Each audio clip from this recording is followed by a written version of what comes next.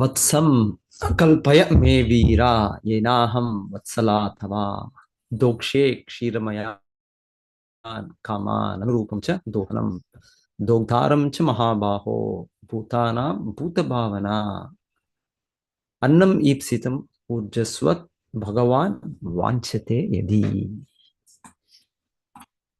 ಮಹಾವೀರನೇ, ಸಕಲ ಜೀವಿಗಳ ರಕ್ಷಕನೇ, ಸಾಕಷ್ಟು ಆಹಾರ ಧಾನ್ಯಗಳನ್ನು ಒದಗಿಸಿ ಪ್ರಜೆಗಳನ್ನು ಕಾಪಾಡಬೇಕೆಂದು ನೀನು ಬಯಸುವಿಯಾದರೆ, ನನ್ನಿಂದ ಹಾಲನ್ನು ಪಡೆದು ಅವರನ್ನು ಪೋಷಿಸಲು ಇಚ್ಛಿಸುವಿಯಾದರೆ, ಮೊದಲು ಈ ಉದ್ದೇಶಕ್ಕಾಗಿ ಸೂಕ್ತವಾದ ಒಂದು ಕರುವನ್ನು ಒದಗಿಸು. ಹಾಲು ಕರೆಯಲು ಒಂದು ಪಾತ್ರೆಯನ್ನು, ಹಾಲು ಕರೆಯುವವನನ್ನು ವ್ಯವಸ್ಥೆ ಮಾಡು. ನನಗೆ ಕರುವಿನ ಮೇಲೆ ಉಕ್ಕಿ ಬರುವ ಅಕ್ಕರೆಯಿಂದಾಗಿ ಹಾಲನ್ನು ಕರೆದುಕೊಳ್ಳುವ ನಿನ್ನ ಬಯಕೆಯು ಪೂರೈಸುತ್ತದೆ. ಸೊ ಇಲ್ಲಿ ಭೂದೇವಿಯವರು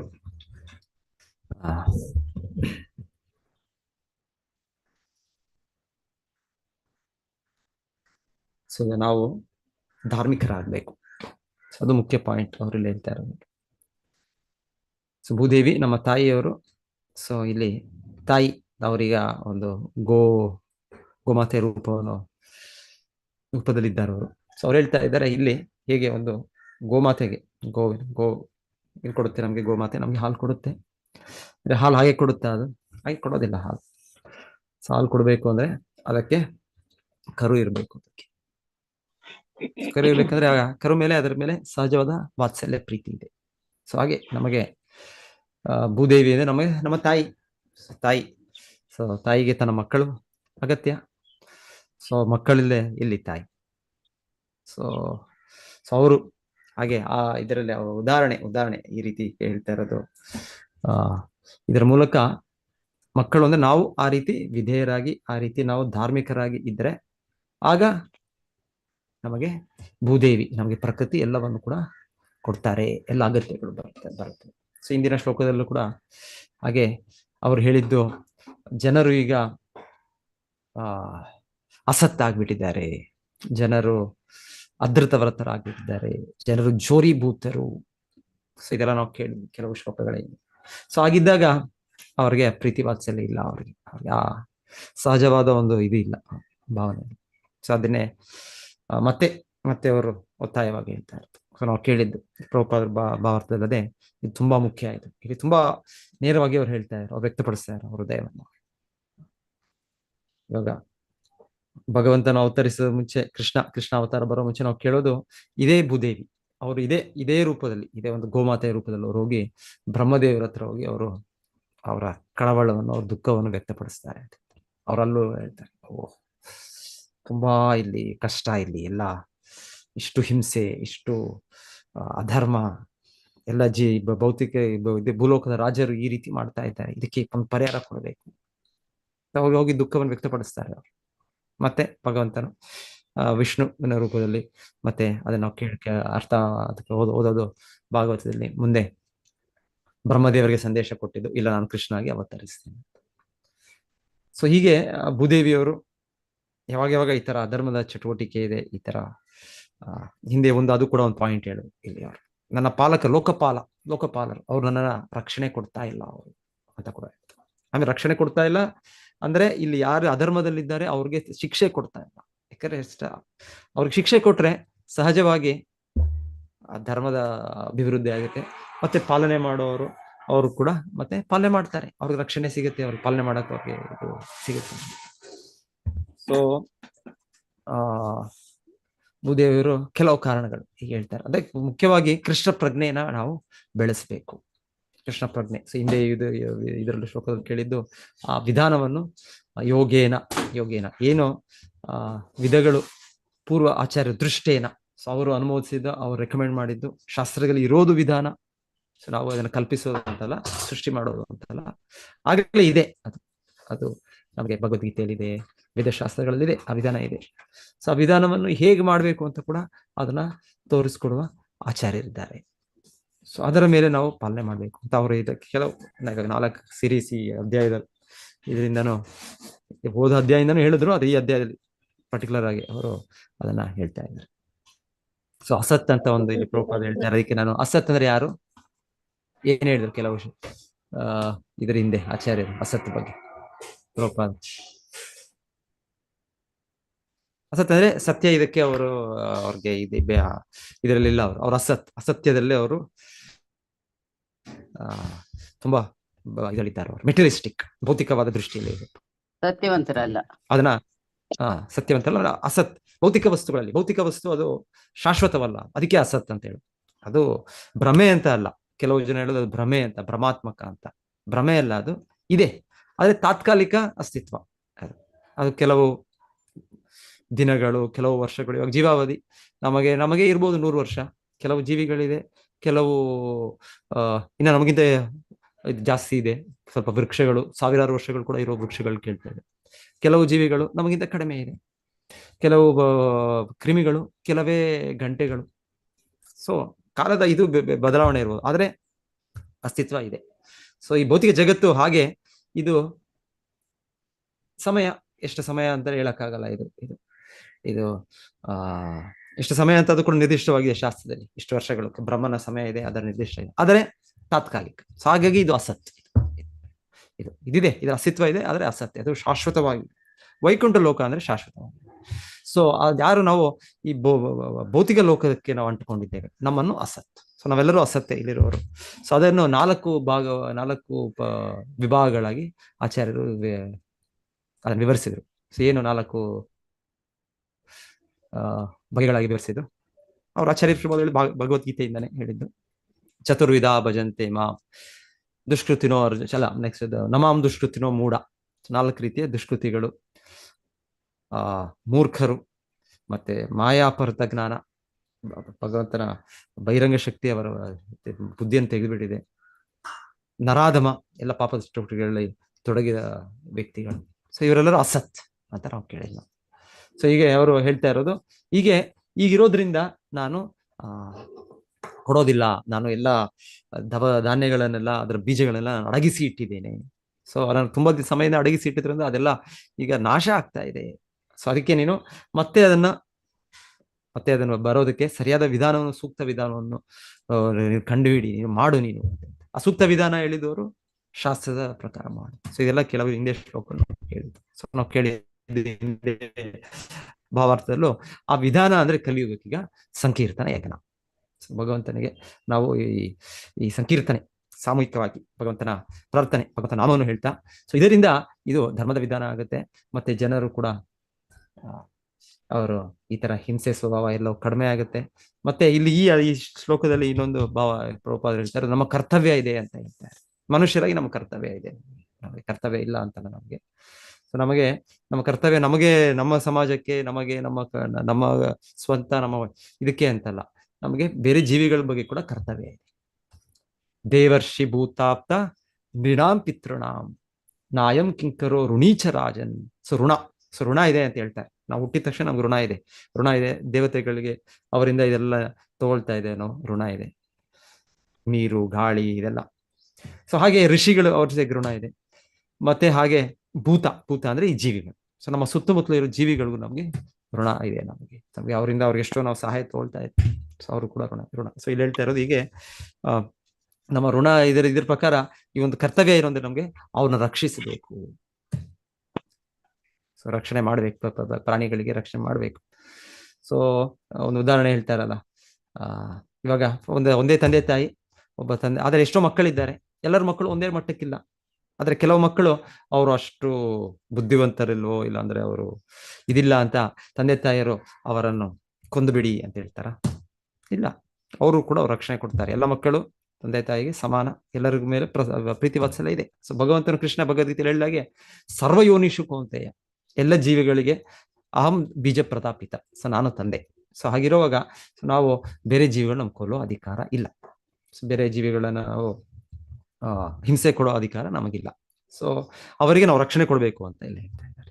ಸೊ ಅವ್ರಿಗೆ ರಕ್ಷಣೆ ಕೊಡೋದು, ಅವರು ಕೂಡ ಆಹಾರಗಳ ಇದು ನಾವು ಕೊಡಬೇಕು ಅನ್ನೋದು ನಮಗೆ ಮನುಷ್ಯರಿಗೆ ಇದು ಕರ್ತವ್ಯ ಅಂತ ಹೇಳ್ತಾ ಇದ್ದಾರೆ. ಸೊ ಇದು ಕೂಡ ಒಂದಿದೆ. ಸೊ ಇದು ಬೇರೆ ಬೇರೆ ಅವ್ರಿಗೆ ಆಹಾರ ಇರ್ಬೋದು, ಆದ್ರೆ ಅದನ್ನ ಕೊಡೋದು ಇದು ನಮಗೂ ಕೂಡ ಇದೆ, ನಮಗೂ ಕೂಡ ಅದು ಇದೆ. ಆಮೇಲೆ ಆ ಇದು ಇವತ್ತಿನ ಇದು ಹೇಳ್ತಾ ಇರೋದು ಹಾಲು. ಹಾಲು ಇವಾಗ ಗೋ ಇದನ್ನ ಹೇಗೆ ನಾವು ಈ ಉದಾಹರಣೆ ಕರು ಇದ್ರೆ ಹಾಲು ಆ ತುಂಬಾ ಸಮೃದ್ಧಿಯಾಗಿ ಕೊಡುತ್ತೆ ಗೋಮಾತೆ. ಅದು ಕೇವಲ ಆಕ್ಚುಲಿ ಅದಕ್ಕೆ ಅಂತಾನೆ ಕೊಡೋದಿಲ್ಲ, ಅದು ಇನ್ನೂ ಹೆಚ್ಚೇ ಕೊಡುತ್ತೆ. ಸೊ ಭಗವಂತನ ಒಂದು ವ್ಯವಸ್ಥೆಯಿಂದ ಮಾಡಿರೋದು ಗೋಮಾತೆ, ಇದರಲ್ಲಿ ಹೆಚ್ಚು ಹಾಲೇ ಬರುತ್ತೆ. ಹೇಳ್ತಾರೆ ಅದು ಹೆಚ್ಚು ಹಾಲು ನಾವು ಇದಕ್ಕೆ ಕೊಟ್ರೆ, ಕರು ಕೊಟ್ರೆ ಅದಕ್ಕೆ ಇನ್ನ ಇದಾಗುತ್ತೆ. ಆದ್ರೆ ಅದಕ್ಕೆ ಅಷ್ಟೇ ಅಲ್ಲ, ಅದ್ರ ಮೇಲೆ ವಾತ್ಸಲ್ಯ ಅಂತಾನೆ ಅಲ್ಲ, ಅದಕ್ಕೆ ಸಹಜವಾಗಿ ನಮ್ಮ ಮೇಲೂ ಕೂಡ ವಾತ್ಸಲ್ಯ ಇರುತ್ತೆ. ಅದನ್ನ ನಾವು ಅಷ್ಟು ರಕ್ಷಣೆ ಮಾಡಿದ್ರೆ, ಕೃಷಿ ಗೋರಕ್ಷೆ ವಾಣಿಜ್ಯ ನೋಡ್ಕೊಂಡ್ರೆ ನಾವು ನಮಗೂ ಇನ್ನ ಅವರು ಅದ್ರದ್ದು ಕರು ಜೊತೆಗೆ ಇನ್ನ ಹೆಚ್ಚು ಕೊಡುತ್ತೆ. ಸ್ವಂತ ಕೇವಲ ಕರುಗೆ ಅಂತ ಅಲ್ಲ, ಅದು ಇನ್ನ ಹೆಚ್ಚು, ಇನ್ನ ಬೇಕಾದಷ್ಟು ಕೊಡುತ್ತೆ, ಬೇಕಾದಷ್ಟು ಸಮೃದ್ಧಿ ಕೊಡುತ್ತೆ. ಇವಾಗ ಯುಧಿಷ್ಠಿರ ಮಹಾರಾಜರ ಕಾಲದಲ್ಲಿ ಕೇಳೋದು, ಅವರು ಅವರ ಧರ್ಮದ ಪಾಲನೆಯಿಂದ ಈ ಗೋವುಗಳು ಎಷ್ಟು ಹಾಲು ಕೊಡ್ತಾ ಇತ್ತು ಅಂದ್ರೆ, ಅವ್ರು ನಡ್ಕೊಂಡು ಹೋಗ್ತಾ ಇದ್ರು, ಹಾಲು ಬೀಳ್ತಾ ಇತ್ತಂತೆ ಅವರ ಇದರಿಂದ.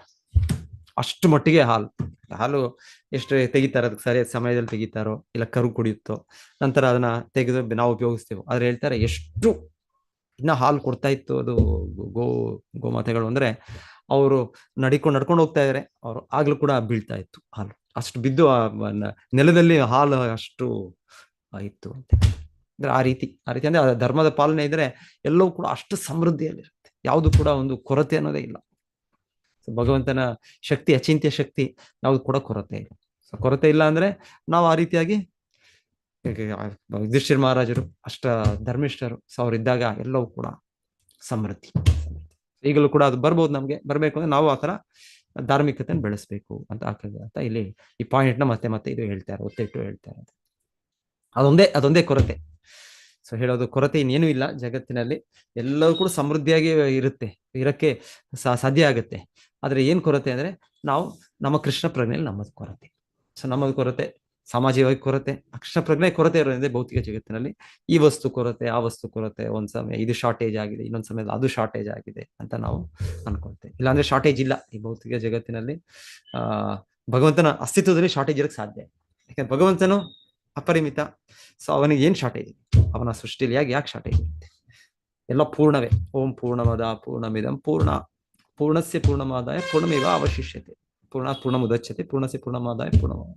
ಹಾಗೆ ಭಗವಂತನು ಎಲ್ಲವೂ ಕೂಡ ಪೂರ್ಣವಾಗಿ, ಎಲ್ಲವೂ ಕೂಡ ಸಮೃದ್ಧಿಯಾಗಿ ಅವನ ಸಂಬಂಧದಲ್ಲಿ ಎಲ್ಲ ವಸ್ತುಗಳು ಇರುತ್ತೆ. ಹಾಗೆ ಕೊರತೆ ಪ್ರಶ್ನೆ ಇಲ್ಲ. ಕೊರತೆ ಪ್ರಶ್ನೆ ಅಂದ್ರೆ ಅಲ್ಲಿ ಏನೋ ಒಂದು ಕೊರತೆ ಭಗವಂತನ ಅವನ ಸಂಬಂಧದಲ್ಲಿ ಅವನ ಇರುವ ಒಂದು ಪ್ರಜ್ಞೆಯಲ್ಲಿ ಕೊರತೆ. ಸೊ ಅದರಿಂದ ಇದು ಆಗತ್ತೆ ಅಂತ ಇಲ್ಲಿ ಭಾವಾರ್ಥದಲ್ಲಿ ಶ್ರೀಲ ಪ್ರಭುಪಾದರು ಮತ್ತೆ ಅದನ್ನೇ ಹೇಳ್ತಾರೆ. ಸೊ ಇಲ್ಲಿ ನಮಗೆ ಆ ರೀತಿ ಕೃಷ್ಣ ಪ್ರಜ್ಞೆ ಅಭಾವ ಇದ್ದು ನಾವು ಒಡೆಯನಾಗಬೇಕು, ನಾನು ಭೋಗಿಸಬೇಕು, ನಾನು ಆನಂದಿಸಬೇಕು. ಸೊ ಇದು ನಮ್ಮಲ್ಲಿ ಈ ಒಂದು ತುಂಬಾ ಆಳವಾಗಿ ಈ ರೋಗ ಇದೆ. ಯಾರೋ ಅವ್ರ ಭಕ್ತರು ಹೇಳ್ತಾ ಇದ್ರು, ಒಂದು ಸ್ಟೋರಿಯಾಗಿ ಹೇಳ್ತಾ ಇದ್ರು, ಚೆನ್ನಾಗಿ ಹೇಳ್ತಾ ಇದ್ರು. ಅವ್ರು ಹೇಳ್ತಾ ಇದ್ರು, ಯಾರೋ ಒಬ್ಬ ಸೇವಕ ಆ ದಿವಸ ಸೇವಕ ಮನೇಲಿ, ನಮ್ಮ ಸರ್ವೆಂಟ್ ಮನೇಲಿ ಅವರು ಒಂದು ದೊಡ್ಡ ಯಾರೋ ಶ್ರೀಮಂತನ ಮನೆಯಲ್ಲಿ ಅವರು ಸೇವಕನಾಗಿದ್ದಾರೆ ಅಲ್ಲಿ. ಸೊ ಮಾಡ್ತಾ ಇದ್ದಾರೆ ಅವರು. ಸೇವೆ ಅಂದ್ರೆ ಎಷ್ಟೋ ಸೇವೆಗಳಿರುತ್ತೆ, ಒಂದು ಸೇವೆ ಸ್ವಚ್ಛ ಮಾಡೋದು. ಸೊ ಪ್ರತಿ ದಿವಸ ಮಾಡ್ತಾ ಇದ್ರು, ಎಷ್ಟೋ ವರ್ಷಗಳು ಮಾಡಿದ್ರು ಅವರೆಲ್ಲ ಮಾಡ್ತಾ ಇದ್ರು. ಸೊ ಒಂದು ದಿವಸ ಹೇಳಿದಿರತ್ತೆ ಅವರ ಮಾಲೀಕರು, ಅವರು ಇವತ್ತು ನಾನು ಇಲ್ಲ, ಇವತ್ತು ನಮ್ಮ ಸ್ವಲ್ಪ ತಡ ಆಗುತ್ತೆ ಬರೋದು, ನಾನು ಸ್ವಲ್ಪ ನೋಡ್ಕೋ ಜಾಗರೂಕತೆ ಅಂತ ಹೋಗ್ಬಿಟ್ರು. ಸೊ ಇವರು ಎಂದಿನಂತೆ ಪ್ರತಿ ದಿವಸವಾಗಿ ಅವರು ಸ್ವಚ್ಛ ಮಾಡಕ್ಕೆ ಶುರು ಮಾಡ್ತಾ ಸೊ ಎಲ್ಲ ಮಾಡಿ ಕೊನೆಗೆ ಅವರ ಬೆಡ್ರೂಮ್ ಬಂದಿದೆ. ಸೊ ಹಿಂದೆ ಸುಮಾರು ಬಂದಿಲ್ಲ ಅಂತಲ್ಲ, ಆದ್ರೆ ಇವತ್ತು ಅವನು ಯೋಚನೆ ಮಾಡಿದ್ದು ಸ್ವಲ್ಪ ಆಯಾಸ ಆಗಿದೆ, ಆಮೇಲೆ ಎಷ್ಟೊಂದು ಆರಾಮದ ಹಾಸಿಗೆ ಇದೆ, ಆಮೇಲೆ ಹೇಗಿದ್ರು ಇವತ್ತು ಇವರಿಲ್ಲ, ಇವತ್ತು ಅವ್ರಿನ್ನ ಹೇಳಿದಾರೆ, ಅವರು ತಡ ಆಗುತ್ತೆ ಅವ್ರು ಬರೋದು, ಅವರು ಎಲ್ಲೋ ಫಂಕ್ಷನ್ಗೆ ಹೋಗಿದ್ದಾರೆ, ಇನ್ನೊಂದು ಬರೋದಿಲ್ಲ. ಸೊ ಯಾಕೆ ನಾನು ಆರಾಮಾಗಿ ನಾನು ಮಲಗಬಾರ್ದು ಇಲ್ಲಿ? ಸೊ ಅಂತ ಹೇಳಿ ಅವ್ರ ಹಾಸಿಗೆ ಮೇಲೆ ಅವ್ರು ಯಾರು ಅವರಮ್ಮ ಇದಿದೆ, ಅವ್ರ ಒಡೆಯರು ಯಾರಿದ್ದಾರೆ ಅವರ ಇದ್ರ ಮಲಗ್ಬಿಟ್ರು. ಸೊ ಮಲಗಿ ನಂತರ ಹೇಳ್ತಾರೆ, ಜಾಸ್ತಿ ಸಮಯ ಏನಿಲ್ಲ, ಸ್ವಲ್ಪ ಸಮಯನೇ ಅನ್ಸುತ್ತೆ. ಆದ್ರೆ ಇವತ್ತು ಬೇಗ ಬಂದ್ರು, ಅವ್ರು ವಾಪಸ್ ಬಂದ್ರು ಕರೆದ್ರು, ಎಲ್ಲಿ ನನ್ನ ಇವರು ಎಲ್ಲೇ ಹೋದ್ರು ಅಂತ ಅವ್ರ ಹೆಸರಿಟ್ಟು ಕರೆದ್ರು. ಎಲ್ಲಿ ಕರೆದ್ರು ಕೇಳಿಸ್ತಾ ಇಲ್ಲ, ಯಾಕಂದ್ರೆ ಇವರಿಗೆ ಸುಸ್ತಾಗಿ ಪಾಪ ಮಲಗ್ಬಿಟ್ಟಿದ್ದಾರೆ. ಆಮೇಲೆ ಕೊನೆಗೆ ಅವ್ರ ಬೆಡ್ರೂಮ್ಗೆ ಬಂದ್ರೆ ಅವರ ಸೇವಕ ಆರಾಮಾಗಿ ಅವರು AC ಹಾಕೊಂಡು ಇನ್ನೊಂದು ಫ್ಯಾನ್ ಫುಲ್ ಸ್ಪೀಡಲ್ಲಿ ಹಾಕೊಂಡು ಅವ್ರು ಮಲಗಿದ್ದಾರೆ ಅವರು ಆನಂದ. ಸೊ ಹೇಳ್ತಾರೆ ಅವ್ರು ಯಾರು ಅವ್ರ ಇವರಿದ್ರು ಅವ್ರ ಓನರ್, ಅವ್ರು ಬಂದು ಒಂದು ಕೋಲ್ ತಗೊಂಡು ಅವ್ರನ್ನ ಹೊಡೆದದ್ದಂತೆ. ಸೊ ಹೊಡಿತಾ ಇದಾರೆ. ಆದ್ರೆ ಅವರ ಯಾರು ಸೇವಕ ಯಾರಿದ್ದಾನೆ ಅವ್ರ ಎಚ್ಚರ ಆಯ್ತು ಮೊದಲಿಗೆ. ಆಮೇಲೆ ಅವ್ರು ನಗಕ್ ಶುರು ಮಾಡಿದ್ರು, ನಗ್ತಾ ಇದ್ದಾರೆ. ಇವ್ರಿಗೆ ಆಶ್ಚರ್ಯ ಆಯ್ತು. ಸ್ವಲ್ಪ ಹೊತ್ತು ಆದ್ಮೇಲೆ ಇಷ್ಟು ಹೊಡಿತಾ ಇದೀನಿ ನಾನು, ಇಷ್ಟು ಇದು ಮಾಡ್ತಾ ಇದೀನಿ, ಶಿಕ್ಷೆ ಕೊಡ್ತಾ ಇದೀನಿ, ಅದನ್ನ ನೋಡಿದ್ರೆ ಇವ್ನು ಯಾಕೆ ನಗ್ತಾ ಇದ್ದಾನೆ ನೀನು ಅಂತ. ಸೊ ಎನಿವೆ ಅವ್ರು ಹೇಳಿದ ಸ್ಟೋರಿ ಇದು. ಸೊ ಅದಕ್ಕೆ ಅದೇ ಹೇಳ್ತಾ ರಿಪೀಟ್ ಮಾಡ್ತಾ ಇದ್ದೀನಿ ಅಷ್ಟೇ. ಸೊ ಅವರು ಹೇಳೋದು ಆಕ್ಚುಲಿ ನಮ್ಗೆ ನಮ್ಮ ಮಾಯೆ ಹೊಡಿತಾ ಇದೆ. ಮಾಯಾ ಶಕ್ತಿ, ಭಗವಂತನ ಬಹಿರಂಗ ಶಕ್ತಿ ಭೌತಿಕ ಜಗತ್ತಿನಲ್ಲಿ ನಮ್ಮದಲ್ಲ ಇದು. ನಾವಿಲ್ಲಿ ಎಷ್ಟೋ ರೀತಿ ನಮ್ಮ ಪ್ಲಾನ್ಗಳು ಮಾಡಿ ಈ ರೀತಿ ನಾವು ಆನಂದ ಪಡೆಯೋಣ ಅಂತ ನಾವು ಮಾಡ್ತಾ ಇದೀವಿ. ನಮೈವಾಂಶೋ ಜೀವಲೋಕೆ ಜೀವಭೂತ ಸನಾತನ ಪ್ರಕೃತಿ ಮನಃಷ್ಟಾನಿ ಇಂದ್ರಿಯಾಣಿ ಪ್ರಕೃತಿಸ್ಥಾನಿ ಕರ್ಷತಿ. ನಮಗೆ ಇಲ್ಲಿ ದುಃಖ ಈ ರೀತಿ ನಮಗೆ ಹೊಡೆತ ಬೀಳ್ತಾನೆ ಇದೆ. ಆದಿ ದೈವಿಕ, ಆಧ್ಯಾತ್ಮಿಕ, ಆದಿ ಭೌತಿಕ ಕ್ಲೇಶಗಳು ಬರ್ತಾನೆ ಇವೆ, ಒಂದಲ್ಲ ಇನ್ನೊಂದು ಬರ್ತಾನೆ ಇದೆ. ಸೊ ಹೀಗೆ ಬರ್ತಾನೆ ಇದೆ. ಆದ್ರೆ ಇಲ್ಲಿ ಆ ವ್ಯಕ್ತಿ ನಗ್ತಾ ಇದ್ದು ಅಂತ ಯಾಕೆ ಅಂತ ಹೇಳ್ತಾರೆ, ನಾವು ಒಂದ್ ರೀತಿ ಹಾಗೆ ನಾವು ನಗ್ತಾನೆ ಇರ್ತೀವಿ, ಆದ್ರೆ ಆಕ್ಚುಲಿ ನಮಗೆ ಆ ಅರಿವಿಲ್ಲ. ಭಗವದ್ಗೀತೆಯಲ್ಲಿ ಕೃಷ್ಣ ಹೇಳ್ತಾನೆ, ನಿಜವಾದ ಜ್ಞಾನವಂತನು ಅಂದ್ರೆ ಅವನು ಜನ್ಮ ಕರ್ಮ ಜರಾವ್ಯಾಧಿ ದುಃಖ ದೋಷ ಅನ್ನೋ ದರ್ಶನಂ. ಸೊ ಅವರು ಬುದ್ಧಿವಂತ ವ್ಯಕ್ತಿ, ವಿವೇಕ ವ್ಯಕ್ತಿ ಅಂದ್ರೆ ಈ ಜಗತ್ತಿನಲ್ಲಿ ಈ 4 ಇದನ್ನು ಯಾವಾಗ್ಲೂ ಮನಸ್ಸನ್ನು ಮುಂದಿಟ್ಕೊಳ್ಬೇಕಂತೆ. ಜನ್ಮ, ಭೌತಿಕ ಜಗತ್ತಿನಲ್ಲಿ ಜನ್ಮ ಆಗ್ತಾನೆ ಇದೆ. ಜನ್ಮ ಆಗೋದು ಏನ್ ದೊಡ್ಡ ವಿಷಯ ಅಲ್ಲ, ಸಂಪೂರ್ಣ ಅಜ್ಞಾನದಿಂದ ಹುಟ್ಟಬೇಕು. ಮಗುಗೆ ಏನು ಗೊತ್ತಿಲ್ಲ, ಒಂದು ಈನ ಕಲಿಸ್ಬೇಕು. ಸಂಪೂರ್ಣ ಏನ್ ಹೇಳೋದು, ಅಜ್ಞಾನ. ಜನ್ಮ ಮೃತ್ಯು, ಜನ್ಮದಲ್ಲಿ ನಮ್ಗೆ ಗೊತ್ತಿಲ್ಲ. ಭಾಗವತದಲ್ಲಿ ಹೇಳಿದಾಗೆ 9 ತಿಂಗಳು ತಾಯಿಯ ಗರ್ಭದಲ್ಲಿ ನಾವು ಅಲ್ಲಿ ಪಡೆದ ಕಷ್ಟಗಳು ಮರ್ತು ಬಿಟ್ಟಿದ್ದೇವೆ ನಾವು. ಜನ್ಮ, ಆಮೇಲೆ ಈಗ ಜನರಿಗೆ ಏನ್ ಬೇಕು, ಈಗ ಜಾಸ್ತಿ ಮಕ್ಕಳು ಕೂಡ ಬೇಡ ಈಗ ಜನರಿಗೆ. ಮಕ್ಕಳು ಬೇಡ ಅಂದ್ರಿಂದ ಅವರು ಹೇಗೋ ಮಾಡಿ 1 2 ಮ್ಯಾಕ್ಸಿಮಮ್ 2, ಇಲ್ಲಾಂದ್ರೆ ಒಂದೇ ಸಾಕು, ಮಗು ಬೇಡ. ಸೊ ಹಾಗೆ ಹುಟ್ಟು ಬರೋದು ಹೊರಗೆ ಕಷ್ಟ ಇದೆ. ಅದನ್ನ ಎಷ್ಟೋ ಕಾಯ್ಬೇಕು, ನಾವು ವೇಟಿಂಗ್ ಲಿಸ್ಟ್ ಇರುತ್ತೆ ನಮ್ಗೆ. ಒಂದ್ಸಲ ಇವಾಗ ಕೇಳಿದ್ರೆ, ಇವಾಗ ಭಾರತದಲ್ಲಿ ಎಷ್ಟು ಮಾಡೋದು ಕೂಡ ಇಂಡಿಯನ್ ರೈಲ್ವೇಸ್ ವೇಟಿಂಗ್ ಲಿಸ್ಟ್ ಹೋದ್ರೆ ಸಿಗುತ್ತೋ ಇಲ್ವೋ ಗೊತ್ತಿಲ್ಲ, ಗ್ಯಾರಂಟಿ ಇಲ್ಲ. Waiting list 100, waiting list 200, waiting list 300 ಹೀಗೆ ಇರುತ್ತೆ ಈಗ. ಸೊ ಹೀಗೆ ನಾವು ಆತ್ಮಗಳು ನಾವು ಸೊ ಈ ಭೌತಿಕ ಜಗತ್ತಿನಲ್ಲಿ ಬಂದಿದ್ದೇವೆ, ಇಲ್ಲಿ ವೇಟಿಂಗ್ ಲಿಸ್ಟ್ ಅಲ್ಲಿ ಇರ್ತೇವೆ ನಾವು. ಸೊ ಹೀಗೆ ನಮಗೆ ಎಲ್ಲಿ ಮನುಷ್ಯ ಜನ್ಮ ಸಿಗೋದ್ರೆ ಇನ್ನ ತುಂಬಾ ದೊಡ್ಡ ವೇಟಿಂಗ್ ಲಿಸ್ಟ್. ಬೇರೆ ಪ್ರಾಣಿ ಜನ್ಮ ಸಿಗ್ಬಹುದು ನಾವು, ಯಾಕಂದ್ರೆ ನಾವು ಅನೈತಿಕವಾಗಿ ನಾವು ಚಟುವಟಿಕೆಗಳಿದೆ ಇಲ್ಲಿರೋದ್ರಿಂದ ನಮಗೆ ಕೃಷ್ಣ ಹೇಳಿದಾಗೆ ಎಂ ಸ್ಮರತಿ ಭಾವಂ ವಾಪಿ ಸ್ಮರನ್ ಭಾವಂ ತ್ಯಜತ್ಯಂತೆ ಕಲೇವರ ತಮೇವ ಇತಿ ಕೌಂತೆ ಸದಾ ತದ್ಭಾವ ಭಾವಿತ. ಬೇರೆ ಜನ್ಮಗಳು ಸಿಗ್ಬೋದಿಲ್ಲ ನಮಗೆ ಸುಲಭವಾಗಿ, ಪ್ರಾಣಿ ಪಕ್ಷಿ ಜನ್ಮ, ಕೀಟ ಜನ್ಮ. ಅದೇ ಮನುಷ್ಯ ಜನ್ಮ ಸಿಗೋದು ತುಂಬಾ ಅಷ್ಟು ಸುಲಭ ಅಲ್ಲ. ದೊಡ್ಡ ವೇಟಿಂಗ್ ಲಿಸ್ಟ್ ಈಗ ಇರೋ ಇದರಲ್ಲಿ ಸನ್ನಿವೇಶದಲ್ಲಿ ಪರ್ಟಿಕ್ಯುಲರ್ಲಿ, ಯಾಕಂದ್ರೆ ಬೇಕಾಗಿಲ್ಲ ಜನರಿಗೆ, ಮಕ್ಕಳು ಬೇಕಾಗಿಲ್ಲ, ಬೇಡ. ಸೊ ಜನ್ಮ ಪ್ರಾಬ್ಲಮ್, ಮೃತ್ಯು ಪ್ರಾಬ್ಲಮ್. ಮೃತ್ಯು ಬರುತ್ತೆ, ನಮಗೆ ಬರಲೇಬೇಕು. ಸೊ ಎಲ್ಲರಿಗೂ ಬರ್ತಾ ಇದೆ, ನಾವು ನೋಡ್ತಾ ಇದೀವಿ. ಎಲ್ಲರೂ ಕೂಡ ಸುತ್ತು ನಮ್ಮ ಇರೋರು ಯಾರು ಕೂಡ ಶಾಶ್ವತವಾಗಿಲ್ಲ. ಎಲ್ಲರೂ ಕೂಡ ಅವ್ರು ಸತ್ತು ಹೋದ್ರು, ಅಯ್ಯೋ ಇವ್ರು ಸತ್ತು, ಅಲ್ಲಿ ಹಿಂಗಾಯ್ತು, ಅಲ್ಲಿ ಇಷ್ಟು ಜನ ಸತ್ರು, ಅಲ್ಲಿ ಇಷ್ಟು ಜನ ಆಕ್ಸಿಡೆಂಟ್ ಆಯ್ತು, ಅಲ್ಲಿ ಇಷ್ಟು ಬಾಂಬ್ ಬಿದ್ದು ಸತ್ರು. ಸೊ ಹೀಗೆ ಆಗ್ತದೆ. ಸೊ ಈಗ ನಾವು ಕೂಡ ಸಾಯಲೇಬೇಕು. ಜನ್ಮ ಮೃತ್ಯು ಜರ ವಯಸ್ಸಾದಷ್ಟು ವೃದ್ಧಾವಸ್ಥೆಯಲ್ಲಿ ಅದರ ನೋವುಗಳೇ ಇದೆ ನಮ್ಗೆ. ಮತ್ತೆ ಜನ್ಮ ಮೃತ್ಯು ಜರ ವ್ಯಾಧಿ ಅಂದ್ರೆ ರೋಗಗಳು. ಸೊ ಎಷ್ಟೆಷ್ಟೋ ರೋಗಗಳು, ಹೊಸ ರೋಗಗಳು, ಯಾವ್ದ್ಯಾವ್ದೋ ರೋಗಗಳು. ಡಾಕ್ಟರ್ ಅವ್ರು ಈ ಟೆಸ್ಟ್ ಮಾಡ್ತಾರೆ, ಅವ್ರು ಬಂದಿದ ತಕ್ಷಣ ಅವ್ರು ಹೇಳ್ತಾರೆ, ಇದು ಮಾಡಿ, ಫಸ್ಟ್ ರಕ್ತ ಕೊಡಿ, ಮತ್ತೆ ಇನ್ನೊಂದು ಸ್ಕ್ಯಾನ್ ಮಾಡಿ, ಇನ್ನೊಂದು ಅದು ಮಾಡಿ, 100 ಪರೀಕ್ಷೆಗಳು. ಆಮೇಲೆ ಒಂದು ಸಡನ್ ಆಗಿ ಒಂದು ಹೇಳ್ತಾರೆ, ನಿಮಗೆ ಇದು ಕಂಡು ಬಿಟ್ರಿ ನಾವು. ಸೊ ಇದು ಜನ್ಮ ಮೃತ್ಯು ಜರಾವ್ಯಾಧಿ ದುಃಖ ದೋಷಾನು ದರ್ಶನ. ಸೊ ಹಾಗೆ ನಮಗೆ ಈ ದುಃಖಗಳ ಸಾಗರ, ಇದನ್ನ ನಾವು ಅರ್ಥ ಮಾಡ್ಕೊಂಡ್ರೆ ಅವಾಗ ನಾವು ಆಕ್ಚುಲಿ ಹೇಳ್ತಾರೆ ನಾವು ನಿಜವಾಗ್ಲೂ ಮನುಷ್ಯನಾಗಿದ್ದೇವೆ. ಆಗ ನಾವು ಬಂದಿದ್ದೇವೆ, ನೆಲದ ಮೇಲೆ ನಿಂತ್ಕೊಂಡಿದ್ದೇವೆ ನಾವು. ಇಲ್ಲಾಂದ್ರೆ ನಾವು ಹಾರ್ತಾ ಇದ್ದೇವೆ ಅಷ್ಟೇ. ಏನೋ ಒಂದು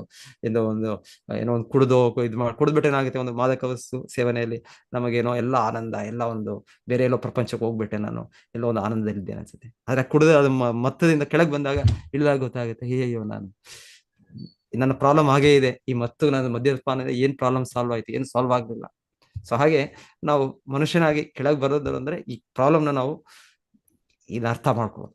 ಜನ್ಮ ಮೃತ್ಯು ಜರಾವ್ಯಾಧಿ ಇದು ನನ್ನ ಹಿಂದೆನೇ ಇದೆ, ನನ್ನ ಬೆನ್ನಿಂದೇನೆ ಇದೆ. ಆಚಾರ್ಯರು ಹೇಳ್ತಾರೆ, ಯಮದೂತರು ಕಾಯ್ತಾ ಇದ್ದಾರೆ, ಅವ್ರು ಬಾಗ್ಲಲ್ಲೇ ಇದ್ದಾರೆ, ಅವ್ರು ಎನಿ ಟೈಮ್ ಅವ್ರು ನೋಟಿಸ್ ಕೊಡೋಲ್ಲ, ಏನು ಕೊಡೋದಿಲ್ಲ, ಅವರು ಆಗ ಫೋರ್ಸ್ ಆಗಿ ಎಂಟರ್ ಆಗ್ಬಿಟ್ಟು ಅವರು ಹೇಳ್ಕೊಂಡು ಹೋಗೋದು. ಸೊ ಇದೆ. ಸೊ ಆದ್ರೂ ಕೂಡ ನಾನು ತುಂಬಾ ಆನಂದವಾಗಿ, ತುಂಬಾ ಸಂತೋಷವಾಗಿ, ನಾನು ನೆಮ್ಮದಿಯಾಗಿದ್ದೆ, ನಾನು ಸ್ಮೈಲ್ ಕೊಟ್ಕೊಂಡು ನಾನು ಇದ್ದೆ. ಸೊ ನಮ್ಮ ಜೀವನ ಹೀಗೆ, ನಮ್ಮ ಜೀವನ. ಸೊ ಎನಿವೇ, ಸೊ ಇಲ್ಲಿ ಆ ಉದಾಹರಣೆ ನಾನು ವಾಪಸ್ ಬರೋದು, ಉದಾಹರಣೆ ಏನ್ ಹೇಳ್ತಾ ಇದ್ದು ಅಂದ್ರೆ, ಆ ವ್ಯಕ್ತಿ, ಆ ಯಾರು ಸೇವಕ, ಮೋಸ್ಟ್ಲಿ ತುಂಬಾ ಬುದ್ಧಿಜೀವಿ ಅನ್ಸುತ್ತೆ ಆ ಸೇವಕ, ಸಾಮಾನ್ಯ ಸೇವಕ ಅಲ್ಲ. ತುಂಬಾ ಅವ್ರು ಹೇಳಿದ್ದು, ನಾನು ಯಾಕೆ ನೀವು ಹೊಡಿತಾ ಇದ್ದೀರಾ, ಕರೆಕ್ಟು, ನೋವಾಗ್ತಾ ಇದೆ, ಇಲ್ಲ ಅಂತಲ್ಲ, ಅರೆ ಯಾಕೆ ನಗ್ತಾ ಇದ್ದೀನಿ ಅಂದ್ರೆ, ನೀವು ಈಗ ಹೊಡೆಯೋದು ನಿಲ್ಸ್ಬಿಟ್ರಿ, ಸ್ವಲ್ಪ ಹೊಡೆದ್ರಿ ನನಗೆ, ಕರೆಕ್ಟ್, ಓಕೆ. ಸೊ ನಾನು ಯಾಕೆ ಹೊಡೆದ್ರಿ, ನೀವು ಏನ್ ಕಾರಣದಿಂದ ಹೊಡೆದ್ರಿ? ಸೊ ನನಗೆ ಹೊಡೆದ್ರಿ ಯಾಕೆ ಅಂದ್ರೆ, ನಾನು ನಿಮ್ಮ ಈ ಇದ್ರ ಮೇಲೆ ಮಲಗಿದ್ದು, ಇದು ಹಾಸಿಗೆ ಮೇಲೆ ಮಲಗಿದ್ದು. ಸೊ ಈ ಹಾಸಿಗೆ ಮೇಲೆ ನಾನು ಮಲಗಿದ್ದು ನಾನು. ಸೊ ನನಗೆ ನೀವು, ನಾನು ಅರ್ಧ ಗಂಟೆ ಮಲಗಿದ್ದಕ್ಕೆ ನೀವು ಇಷ್ಟು ಹೊಡೆದ್ರಿ ನನಗೆ. ಸೊ ನಾನು ಯೋಚನೆ ಮಾಡ್ತಾ ಇದ್ದೀನಿ, ನೀವು ಇದರಲ್ಲಿ ಜೀವನ ಪರ್ಯಂತ ಮಲಗಿದ್ದೀರಾ, ಸೊ ನಿಮಗೆ ಮುಂದೆ ಎಷ್ಟು ಹೊಡೆತ ಬರುತ್ತೆ. ಸೊ ಯಾಕಂದ್ರೆ ಅವರು ಆ ಶ್ರೀಮಂತನು, ಸೊ ಅವನು ಅದೇ ಹಾಸಿಗೆಯಲ್ಲಿ ಮಲಗಿದ್ದಾನೆ. ಸೊ ಅವನು ಅನ್ಕೊಂಡಿದ್ದು ಈ ಹಾಸಿಗೆ ನನ್ನದು, ನನಗೆ ಸೇರಿತ್ತು. ಅವನು ತೊಗೊಂಡೋಗಕ್ಕಾಗಲ್ಲ ಹಾಸಿಗೆನ, ಅವನು ಸತ್ತ ಮೇಲೆ ಅವನೇ ತೊಗೊಂಡೋಗ್ತಾನೆ ಹಾಸಿಗೆ, ತೊಗೊಂಡೋಗೋದಿಲ್ಲ. ಆದ್ರೆ ಅವನು ಅನ್ಕೊಂಡಿದ್ದು ಇದು ನನ್ನ ಹಾಸಿಗೆ, ಇವನು ನನ್ನ ಹಾಸಿಗೆಯಲ್ಲಿ ಕೂತು ಮಲಗಿದ್ದು ಆನಂದದಿಂದ, ಸೊ ಇವನ ಶಿಕ್ಷೆ ಕೊಡ್ಬೇಕು ಅಂತ. ಸೊ ಅವ್ರು ಹೇಳ್ತಾ ಇದ್ದಾರೆ, ಕೊನೆಗೆ ಎಲ್ಲವೂ ಕೃಷ್ಣನ್, ನಾವೆಲ್ಲೂ ಚೋರಿ ಭೂತ ಇಲ್ಲಿ ಕೇಳ್ತಾ ಇದೀವಿ ಹಿಂದೆ ಶ್ಲೋಕದಲ್ಲಿ, ಚೋರರು, ಕಳ್ಳರು ನಾವು. ಸೊ ಹಾಗೆ ಅದು ಅವನಿಗೆ ನಾವು ಅರ್ಪಣೆ ಮಾಡಿದೆ, ಅವನಿಗೆ ತೃಪ್ತಿ ಪಡೋ ವಿಧಾನವನ್ನು ತಗೊಳ್ಳದೆ, ಸೊ ನಾವು ನಮ್ಮ ಸ್ವಂತ ಕಾರ್ಯಕ್ಕೆ ನಾವು ಆನಂದಿಸ್ತಾ ಇದ್ದಾರೆ. ಸೊ ನಾವು ಕಳ್ಳರು, ನಮಗೆ ಶಿಕ್ಷೆ ಬರಲೇಬೇಕು. ಸೊ ಅವರು ಸೇವಕ ಬುದ್ಧಿವಂತರು, ನಾನು ಅರ್ಧ ಗಂಟೆಗೆ ನನಗೆ ಇಷ್ಟು ಶಿಕ್ಷೆ ಬಂತು, ನಿಮಗೆ ಎಷ್ಟು ಬರುತ್ತೆ ಅಂತ ಯೋಚನೆ ಮಾಡಿ ನನಗೆ ನಗು ಬರ್ತಾ ಇದೆ, ಇನ್ನೆಷ್ಟು ನೀವು ಅನುಭವಿಸ್ಬೇಕು ಏನೋ. ಒಂದು ರೀತಿಯಲ್ಲಿ ನಾನು ತಪ್ಪಿಸ್ಕೊಂಡೆ, ಅರ್ಧ ಗಂಟೆಯಲ್ಲಿ ನನಗೂ ಅರ್ಥ ಆಯ್ತು, ನನಗೆ ಮಾಡಿದ ತಪ್ಪು ನನಗೆ ಅರ್ಥ ಆಯ್ತು ನನಗೆ. ಸೊ ಮಾಡಬಾರ್ದು ಅಂತ ಗೊತ್ತಾಯ್ತು ನನಗೆ ಆ ರೀತಿಯಲ್ಲಿ. ಸೊ ಎನಿವೆ, ಸೊ ಈ ಶ್ಲೋಕದಲ್ಲಿ ವಾಪಸ್ ಬರ್ತಾ ಹೇಳ್ತಾ ಇರೋದು, ಭೂದೇವಿ ಅವರು ಕರು. ಸೊ ಕರು, ನನಗೆ ಸರಿಯಾದ ಸೂಕ್ತವಾದ ಕರು ಅಂತ ತಗೊಂಡ್ ಬಾ. ಸೊ ಅದು ಮುಖ್ಯ. ಶ್ರೀಶೈಲ ಪ್ರಭುಪಾದ ಇನ್ನೊಂದು ಹೇಳ್ತಾ ಇದ್ದಾರೆ, ಪಾಶ್ಚಾತ್ಯ ದೇಶದಲ್ಲಿ ಈಗ ಚಿಕ್ಕ ಇದಾಗ್ಲಿ ಹಸುಗೆ ಆ ಕರುವನ್ನು ತೆಗೆದುಕೊಂಡು ಹೋಗ್ಬಿಡ್ತಾರೆ. ಪರ್ಟಿಕ್ಯುಲರ್ಲಿ ಅದೇನೋ ಗಂಡು ಕರು ಆದ್ರೆ, ಹೆಣ್ಣು ಕರು ಆದ್ರೆ ಅವ್ರಿಗೆ ಅಟ್ಲೀಸ್ಟ್ ಆಗ ಮುಂದೆ ಅದರಿಂದ ಹಾಲು ಸಿಗುತ್ತೆ ನಮ್ಗೆ, ಆ ಹಾಲು ಉತ್ಪತ್ತಿಯಿಂದ ನಾವು ಇನ್ನೇನು ಎಲ್ಲ ಮಾಡ್ಬೋದು, ಎಲ್ಲ ಎಕ್ಸ್ಪೋರ್ಟ್ ಮಾಡಿ ಇನ್ನೊಂದು ಮಾಡಿ ಹಣ ಮಾಡ್ಬೋದು ನಾವು. ಅವ್ರೆಲ್ಲವೂ ಕೂಡ ಬಿಸ್ನೆಸ್, ವ್ಯಾಪಾರ ದೃಷ್ಟಿನೇ. ಅದು ಗಂಡು ಕರು ಬಿದ್ರೆ ಆದ್ರೆ ಏನು ಪ್ರಯೋಜನ? ಹಿಂದೆ ಆಗಿರ್ತಾ ಇರ್ಲಿಲ್ಲ, ಗಂಡು ಕರು ಆದ್ರೆ ಅದು ಎತ್ತು ಆಗುತ್ತೆ, ಅದು ಅವ್ರ ತಂದೆ, ನಮ್ಮ ತಂದೆ. ಸೊ ಅವರು ಅವನ ಹೊಲದಲ್ಲೋ ಇನ್ನೊಂದಲ್ಲೋ ಉಪಯೋಗಿಸ್ತಾ ಇದ್ರು. ಹೇಗೆ ನಮ್ಗೆ ಗೋಮಾತ ತಾಯಿನೋ ಹಾಗೆ ಇದು ನಮ್ಗೆ ಎತ್ತು ನಮ್ಮ ತಂದೆ. ಸೊ ಅವರ ಒಂದು ಇದರಿಂದ, ಅವ್ರ ಶ್ರಮದಿಂದ ನಮಗೆಲ್ಲ ದವಸ ಧಾನ್ಯಗಳು ಅದೆಲ್ಲ ಫಲವತ್ತಾಗತ್ತೆ. ಈಗ ಬೇಡ, ಟ್ರ್ಯಾಕ್ಟರ್ ಇದೆ, ನಮ್ಗೆ ಮೆಷಿನ್ಗಳಿದೆ, ನಮ್ಗೆ ಮೆಷಿನ್ಗಳ ಇರೋದ್ರಿಂದ ಅಗತ್ಯ ಏನು? ಸೊ ಅವ್ರನ್ನ ಕೊಂದು ಬೇಡೋಣ ನಾವು. ಇಲ್ಲ ಅಂದ್ರೆ ಇವಾಗ ನಾವು ಕೇಳೋದು ಏನಿರ್ತಾ ಇತ್ತಿಲ್ಲ ಅಂದ್ರೆ, ವಾಹನಗಳಿರ್ತಾ ಇತ್ತು, ಎತ್ತಿನ ಗಾಡಿ ಇರ್ತಾ ಇತ್ತು, ಇದೆಲ್ಲ ಬೇಕಾಗಿಲ್ಲ ನಮ್ಗೆ. ಇವಾಗ ಪೆಟ್ರೋಲ್ ಬೇಕು, ಪೆಟ್ರೋಲ್ ಇಲ್ಲ ಅಂದ್ರೆ ಇವಾಗ ರೇಟ್ ಹೆಚ್ಚಾಗ್ತಾ ಇದೆ ಪ್ರಾಬ್ಲಮ್. ಹಿಂದೆ ಇದೆಲ್ಲ ಬೇಡ. ಇದು ಯಾರು ಅಷ್ಟು ದೂರ ನಾನು ಇಲ್ಲಿಂದ 60 ಕಿಲೋಮೀಟರ್ ಕೆಲ್ಸಕ್ಕೆ ಹೋಗ್ಬೇಕು, ಇಲ್ಲಾಂದ್ರೆ 80 ಕಿಲೋಮೀಟರ್ ನಾನು ಇಲ್ಲ ಹೋಗ್ಬೇಕು, ಇಲ್ಲ 500 ಕಿಲೋಮೀಟರ್ ಹೋಗ್ಬೇಕು ನಾನು. ಈ ತರ ಎಲ್ಲ ಜನರು ಹೋಗ್ತಾರೆ, ಪ್ರಯಾಣ ಮಾಡ್ತಾರೆ. ಹೀಗೆ ಕೆಲವು ಜನ ಡೈಲಿ ಇವಾಗ ಎಲ್ಲಿ ನಾವು ಭಾರತದಲ್ಲಿ ಕೆಲವು ಜನ ಡೈಲಿ ಸಿಟಿಗಳಲ್ಲಿ ಬಸ್ಗಳಲ್ಲಿ ಹೋಗ್ತೀವೋ, ನಮ್ಮ ಕಾರ್ಗಳಲ್ಲಿ ಹೋಗ್ತೀವೋ, ಕೆಲವು ಜನ ಟ್ರೈನ್ಗಳಲ್ಲಿ ಹೋಗ್ತಾರೆ, ಒಂದು ಸಿಟಿಯಿಂದ ಇನ್ನೊಂದು ಸಿಟಿ 200 ಕಿಲೋಮೀಟರ್ 300 ಕಿಲೋಮೀಟರ್. ಈಗ ಒಂದೇ ಭಾರತ್ ಎಲ್ಲ ದೊಡ್ಡ ದೊಡ್ಡ ಸ್ಪೀಡ್ ಟ್ರೈನ್ಸ್ ಇದೆ, ಸೊ ಹೋಗ್ತಾರೆ ಶತಾಬ್ದಿ. ಇಲ್ಲ ಹಾಗೆ ಬೇರೆ ದೇಶಗಳಲ್ಲಿ ಫ್ಲೈಟ್ ಅಲ್ಲಿ ಹೋಗ್ತಾರೆ. ಈಗ ನಾವೇಗೆ ಟ್ರೈನ್ಗಳಲ್ಲಿ ಹೋಗ್ತೀವೋ, ಅವರು ಫ್ಲೈಟ್ ಅಲ್ಲಿ ಹೋಗ್ತಾರೆ, ಅವ್ರ ದಿನಕ್ಕೆ ಕೆಲಸಕ್ಕೆ. ಈಗೆಲ್ಲ ಈಗ ನಾವು ಮಾಡ್ಕೊಂಡಿರೋದು. ಸೊ ಹಿಂದೆ ಇದೆಲ್ಲ ಇಲ್ಲ, ಎತ್ತಿನ ಗಾಡಿಗಳು ಇರ್ತಾರೆ. ಏನ್ ಟ್ರಾನ್ಸ್ಪೋರ್ಟೇಶನ್ ಮಾಡಬೇಕು, ಎತ್ತುಗೆ ಶಕ್ತಿ ಇದೆ. ಅದು ಸಹಜವಾಗಿ ಅದ್ರ ರಕ್ಷಣೆ ಕೊಡ್ತೇವೆ, ಮತ್ತೆ ಅದು ನಮ್ಗೆ ಎಷ್ಟು ಕೆಲಸ ಮಾಡ್ತದೆ, ಅದು ಎಲ್ಲ ಪರ್ಸನಲ್.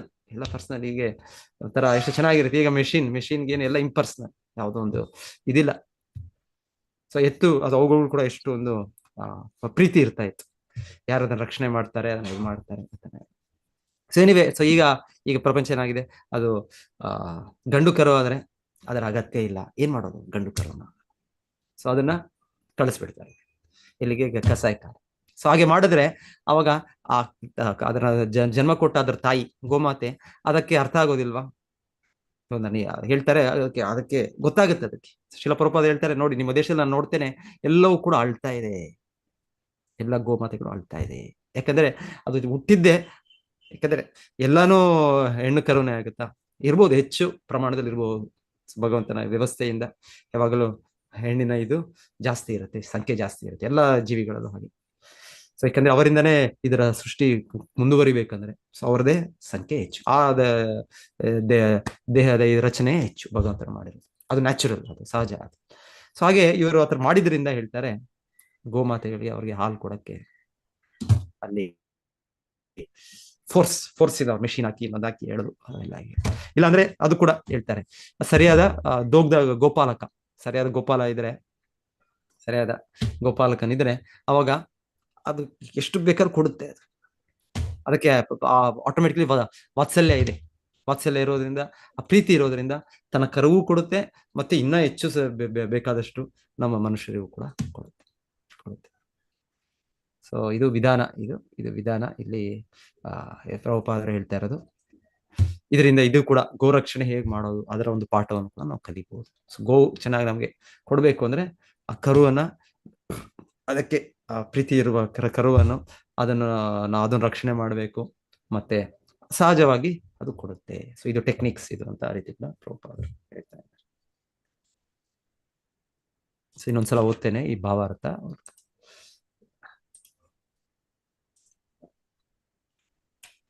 ಹಾಲು ಕರೆಯುವುದನ್ನು ಕುರಿತು ಇಲ್ಲಿ ಅನೇಕ ಒಳ್ಳೆಯ ಸೂಚನೆಗಳಿವೆ.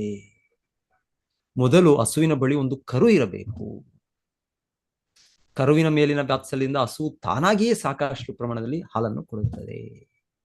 ಕುಶಲಿಯಾದ ಹಾಲು ಕರೆಯುವವನೂ ಬೇರಬೇಕು, ಅದು ಬೇಕು. ಕೇವಲ ಹಾಲು ನಮ್ಮಲ್ಲಿ ಒಂದ್ಸಲ ಆಗತ್ತೆ, ನಮ್ಮಲ್ಲಿ ಇಲ್ಲಿ ಯಾರೋ ಅವರು ಇಲ್ಲಿ ನಮಗಿರೋರು ನಮಗ್ ಕಲ್ತ್ಕೊಂಡಿಲ್ಲ, ಇದೆಲ್ಲ ಇನ್ನ ಕಲಿಬೇಕಷ್ಟೇ. ಸೊ ಸಡನ್ ಆಗಿ ಯಾರು ಇರೋದಿಲ್ಲ, ಆದ್ರೆ ಸ್ವಲ್ಪ ಭಕ್ತರಿದ್ದಾರೆ, ಕೆಲವು ಜನ ಭಕ್ತರು ಗೊತ್ತು. ಸೊ ಹಾಗೆ ಅವರು ಮತ್ತೆ ಯಾವಾಗಲೋ ಮಾಡಿದ್ ಪಾಪ, ಅವರು ಹಿಂದೆ ಮಾಡಿದ್ದವರು 30-40 ವರ್ಷ ಹಿಂದೆ, ಆದ್ರೆ ಅವ್ರು ಮತ್ತೆ ಅವಾಗ ಮಾಡ್ತಾರೆ. ಆದ್ರೆ ಕುಶಲಿಯಾದ ಹಾಲು ಕರೆಯನ್ನು ಇರಬೇಕು ಅಂತ ಹೇಳ್ತಾರೆ. ಸೊ ಅದೆಲ್ಲವೂ ಕೂಡ ಅದು ಕಲಿಬೇಕು, ನಾವು ಇದೆಲ್ಲ ಕಲ್ತ್ಕೊಂಡಿರ್ಬೇಕು ಎಲ್ಲವೂ ಕೂಡ, ಎಲ್ಲರೂ ಕೂಡ. ಪ್ರಭುಪಾದರು ಹೇಳೋದು actually you should know something of everything and everything of something and that is bhakti. So ಪ್ರಭುಪಾದರು ಹೇಳ್ತಾರೆ ನಮಗೆ ನಿರ್ದೇಶನ ಆಚಾರ್ಯರದು, ಎಲ್ಲವೂ ತಿಳಿದಿರ್ಬೇಕು ನಿಮಗೆ ಅಂತ ಹೇಳ್ತಾರೆ.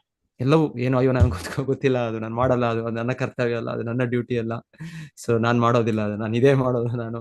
ಸೊ ಇದು ಆಗಲ್ಲ. ಸೊ ಪ್ರತಿಯೊಬ್ಬರು ಕೂಡ ಎಲ್ಲವನ್ನು ಕಲ್ತ್ಕೊಳ್ಬೇಕು. ಆದರೆ ಪ್ರತಿಯೊಬ್ಬರು ಆಮೇಲೆ ತಮ್ಮ ಸಹಜವಾಗಿ ಎಮರ್ಜೆನ್ಸಿಯಲ್ಲಿ ಏನು ಗೊತ್ತಾಗೋದು, ಎಲ್ಲವೂ ಎಲ್ಲರೂ ಗೊತ್ತಿರ್ಬೇಕು. ಆಮೇಲೆ ಪರ್ಟಿಕ್ಯುಲರ್ಲಿ ಏನು ಭಕ್ತರಾದವರು ಭಕ್ತಿಯನ್ನು ಹೇಗೆ ಮಾಡೋದು ಅದನ್ನ ಹೆಚ್ಚಾಗಿ ಅವರು ಕಲ್ತ್ಕೊಳ್ಬೇಕು ಅಂತ ಆಚಾರ್ಯ. ಇಲ್ಲಾಂದ್ರೆ ಎಲ್ಲರೂ ಕೂಡ ಕಲ್ತ್ಕೊಳ್ಬೇಕು. ಅದು ಮಾಡೋದಿಲ್ಲ, ಇದು ಮಾಡೋದಿಲ್ಲ ಅಂತ ಆಗ್ಬಾರ್ದು ಅಂತಾರೆ. ಸೊ ಇಲ್ಲಿ ಹಾಲು ಕರೆಯೋದು ಬಗ್ಗೆ ಹೇಳ್ತಾರೆ, ಖುಷಿಲಿ ಆಗಿರ್ಬೇಕು, ಅದು ಕೂಡ ಒಂದು ಕಲೆ. ಸೊ ಅದು ಕಲೆ ಮಾಡ್ತಾ ಎಲ್ಲವೂ ಕೂಡ ಮಾಡ್ತಾ ಪ್ರಾಕ್ಟೀಸ್ ಇನ್ ಎಕ್ಸಾಮ್ ಮ್ಯಾನ್ ಪರ್ಫೆಕ್ಟ್. ಸೊ ಹೇಳೋದು ಎಲ್ಲವೂ ಕೂಡ ಅಭ್ಯಾಸ ಮಾಡ್ತಾ ಇದ್ರೆ. ಇವಾಗ ಅಡಿಗೆ ಮಾಡಿದ ಫಸ್ಟ್ ಡೇ ಹೋದಾಗ ನಮಗೆ ಏನೂ ಗೊತ್ತಿಲ್ಲ ಏನು. ಸೊ ಯಾಕಂದ್ರೆ ಈ ಸಮಾಜ ಈಗ ನಾವು ಈ ತರ ಬೆಳೆದಿರೋದು. ಇಲ್ಲಾಂದ್ರೆ ಹಿಂದೆ ತಂದೆ ತಾಯಿಯರು ಹೇಳ್ಕೊಡ್ತಾ ಇದ್ರು, ಮಕ್ಕಳಿಂದಾಗ್ಲೇ ಅವರು ಎಲ್ಲ ತಯಾರಿ ಮಾಡ್ಕೊಡ್ತಾ ಇದ್ರು. ಪರ್ಟಿಕ್ಯುಲರ್ಲಿ ಹೆಣ್ಮಕ್ಳು ಅಂದ್ರೆ ಅವರು ಎಕ್ಸ್ಪರ್ಟ್ ಆಗ್ಬಿಡ್ತಾರೆ ಅಡಿಗೆಯಲ್ಲಿ. ಎನಿವೆ ಯಾವಾಗ ನಾವು ಮೊದಲಿಂದ ಸ್ಟಾರ್ಟ್ ಮಾಡೋದು, ಏನು ಲೇಟಾಗಿ ಸ್ಟಾರ್ಟ್ ಮಾಡೋದು, ಅಭ್ಯಾಸ ಅಷ್ಟೇ. ಅಭ್ಯಾಸ ಮಾಡ್ತಾ ಕುಶಲಿ ಆಗ್ಬಿಡುತ್ತೆ, ಸ್ವಲ್ಪ ಚೆನ್ನಾಗಿ ಅದು ಒಳ್ಳೆ ಅದರ ಎಕ್ಸ್ಪರ್ಟ್, ನಿಪುಣರಾಗುತ್ತೆ. ಸೊ ಹಾಗೆ ಅದೇ ರೀತಿಯಲ್ಲಿ ಹೇಳ್ತಾ ಇರೋದು, ಕುಶಲಿಯಾದ ಹಾಲು ಕರೆಯನ್ನು ಇರಬೇಕು. ಆಗ ಹಾಲನ್ನು ಕರೆದಿರಲು ಒಂದು ಸೂಕ್ತವಾದ ಪಾತ್ರೆಯೂ ಇರಬೇಕಾಗುತ್ತದೆ. ಸೂಕ್ತವಾದ ಪಾತ್ರೆ.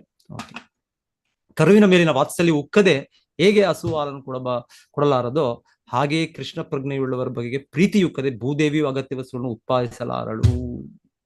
ಸೊ ಈಗ ಮಾಡ್ಬೋದು ನಾವು ಫೋರ್ಸ್ ಮಾಡಿ ಆರ್ಟಿಫಿಷಿಯಲ್ ಆಗಿ ಒಂದು ಲ್ಯಾಬೊರೇಟರಿಯಲ್ಲಿ ಏನೋ ಸೀಡ್ಸ್ ಹೊಸ ಇದು ಜೆನೆಟಿಕ್ ಇಂಜಿನಿಯರ್ ಸೃಷ್ಟಿ ಮಾಡ್ತಾರೆ. ಆದ್ರೆ ಈ ಧಾನ್ಯಗಳು ಈ ಬೀಜಗಳು ಎಷ್ಟು ಸಮಯ ನಡೆಯುತ್ತೆ ನನಗೆ ಗೊತ್ತಿಲ್ಲ. ಇವಾಗ ಮೊದಲೆಲ್ಲ ಮಾಡ್ಬೇಕು ಅಂದ್ರೆ ಇದೇನೋ ಬೆಳೆಗಳು ತುಂಬಾ ಅದಕ್ಕೆ ಒಂದು ಸಮಯ ಇದೆ. ಆದ್ರೆ ಈಗ ಇವ್ರು ಮಾಡೋದು ಬೇಗ ಬಂದ್ಬಿಡುತ್ತೆ. ಆದ್ರೆ ಈಗ ಇನ್ನೇನ್ ಮುಂದೆ ಏನ್ ಮಾಡುತ್ತೆ ಎಫೆಕ್ಟ್ ಗೊತ್ತಿಲ್ಲ.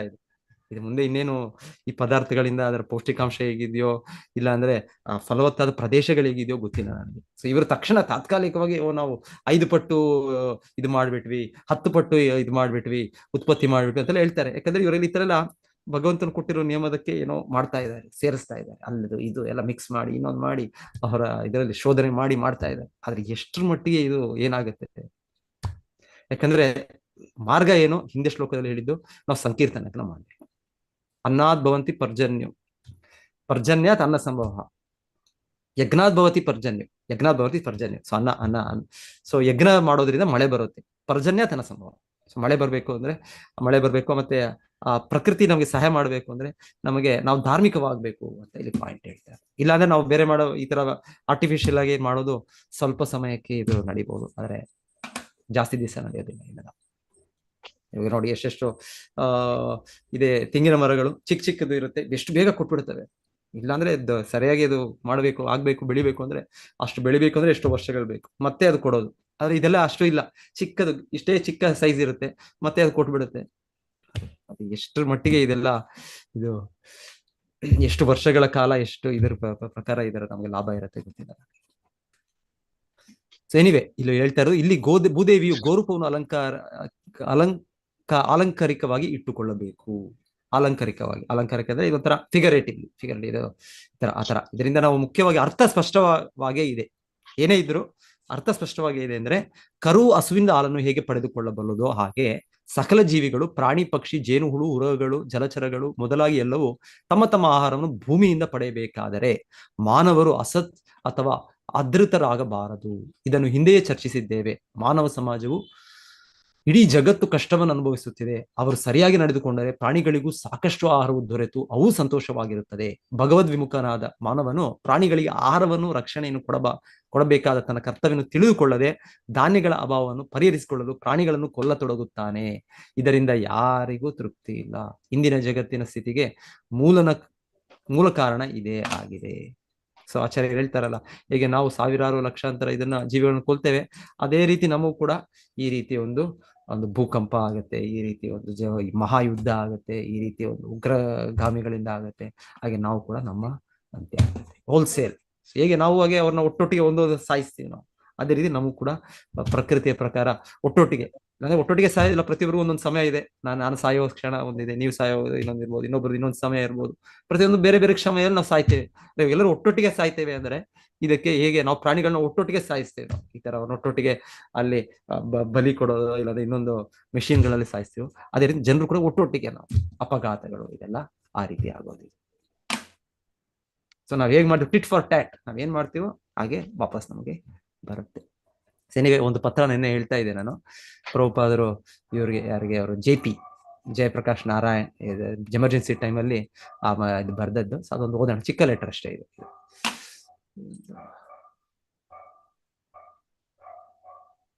ಟ್ರಾನ್ಸ್ಲೇಟ್ ಕನ್ನಡ. ಯಾರು ಓದ್ತೀರಾ ಇದನ್ನ? ಓದ್ಲಾ ಪ್ರಭುಜಿ? ಹಾ ಓದಿ ಮಾತಾಜಿ. ದಿನಾಂಕ ಯಾರಿಗೆ ಪತ್ರ ಇದು? ಜಯಪ್ರಕಾಶ್ ನಾರಾಯಣ್ ಅವರಿಗೆ ಪತ್ರ. ದಿನಾಂಕ ಜುಲೈ 1, 1975. ಪತ್ರ Jayaprakash Narayan. Shri Jayaprakash Narayan, prime PO, post office, Patna, Bihar, Bharat. ನಿಜವಾದ ಪ್ರತಿ ನೋಂದಾಯಿತ ಪೋಸ್ಟ್ ಮೂಲಕ 1014 ಎಮರ್ಸನ್ ಸ್ಟ್ರೀಟ್, ಇವಾನ್ಸ್ಟನ್, ಇಲಿನಾಯ್ಸ್. ಇಲ್ಲಿದ್ದಾರೆ, ಅಮೆರಿಕಲ್ಲಿದ್ದಾರೆ, ಅಲ್ಲಿಂದ ಪತ್ರ ಬರೀತಾ ಇದ್ದಾರೆ ಪ್ರಭುಪಾದ. ಪ್ರಿಯ ಜಯಪ್ರಕಾಶ್ ನಾರಾಯಣ್ ಜಿ, ದಯವಿಟ್ಟು ನನ್ನ ಶುಭಾಶಯಗಳನ್ನು ಸ್ವೀಕರಿಸಿ. ಭಾರತದಲ್ಲಿ ರಾಜಕೀಯ ಚಟುವಟಿಕೆಗಳ ಆಧಾರದ ಮೇಲೆ ಕೆಲವು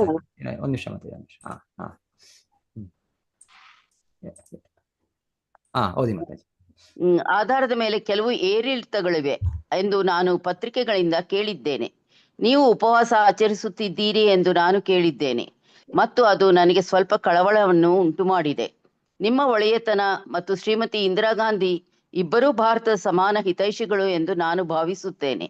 ಆದರೆ ಅಭಿಪ್ರಾಯ ವ್ಯತ್ಯಾಸ ಮಾತ್ರ ಇದೆ. ಈ ಸಂದರ್ಭದಲ್ಲಿ ನಾನು ಈ ಉಪವಾಸವನ್ನು ತ್ಯಜಿಸಲು ನಿಮ್ಮನ್ನು ವಿನಂತಿಸುತ್ತೇನೆ. ನೀವು ಮತ್ತು ಇಂದಿರಾ ಗಾಂಧಿ ಒಟ್ಟಿಗೆ ಕುಳಿತರೆ ಶ್ರೀಮದ್ ಭಗವದ್ಗೀತೆಯ ಆಧಾರದ ಮೇಲೆ ನಾನು ನಿಮಗೆ ಕೆಲವು ಸಲಹೆಗಳನ್ನು ನೀಡಬಲ್ಲೆ ಮತ್ತು ಇದು ಭಾರತದ ಎಲ್ಲ ಸಮಸ್ಯೆಗಳನ್ನು ಪರಿಹರಿಸುತ್ತದೆ. ನಾನು ಪ್ರಪಂಚದಾದ್ಯಂತ ಹರೇ ಕೃಷ್ಣ ಚಳುವಳಿಯನ್ನು ಮುನ್ನಡೆಸುತ್ತಿದ್ದೇನೆಂದು ನಿಮಗೆ ತಿಳಿದಿರಬಹುದು. ಪಾಶ್ಚಿಮಾತ್ಯ ದೇಶಗಳಲ್ಲಿನ ಚಿಂತನಾಶೀಲ ವಿದ್ಯಾವಂತ ವಲಯಗಳು ಈ ಚಳುವಳಿಯನ್ನು ಮೆಚ್ಚುತ್ತವೆ ಎಂದು ತಿಳಿಸಲು ನನಗೆ ಸಂತೋಷವಾಗಿದೆ. ಅವರು ನನ್ನ ವೇದ ಸೂಚನೆಗಳ ಇಂಗ್ಲಿಷ್ ಅನುವಾದಗಳನ್ನು ಗಂಭೀರವಾಗಿ ಓದುತ್ತಿದ್ದಾರೆ ಮತ್ತು ಈ ಚಳುವಳಿಯನ್ನು ಮುಂದಕ್ಕೆ ಕೊಂಡೊಯ್ದರೆ ಇಡೀ ಜಗತ್ತು ಸಂತೋಷವಾಗುತ್ತದೆ ಮತ್ತು ಅದು ವಿಶ್ವದಲ್ಲಿ ಅತ್ಯಂತ ಪವಿತ್ರ ಸ್ಥಳವೆಂದು ಪರಿಗಣಿಸಲ್ಪಟ್ಟ ಭಾರತದ ಪ್ರತಿಷ್ಠೆಯನ್ನು ವೈಭವೀಕರಿಸುತ್ತದೆ ಎಂದು ನಾನು ಭಾವಿಸುತ್ತೇನೆ. ಈ ಪತ್ರದ ಪ್ರತಿಯನ್ನು ಶ್ರೀಮತಿ ಇಂದಿರಾ ಗಾಂಧಿ ಅವರಿಗೆ ಕಳಿಸುತ್ತಿದ್ದೇನೆ. ಈ ಸಂಬಂಧ ಅಗತ್ಯ ಕ್ರಮ ಕೈಗೊಳ್ಳುವಂತೆ ಕೋರುತ್ತೇನೆ.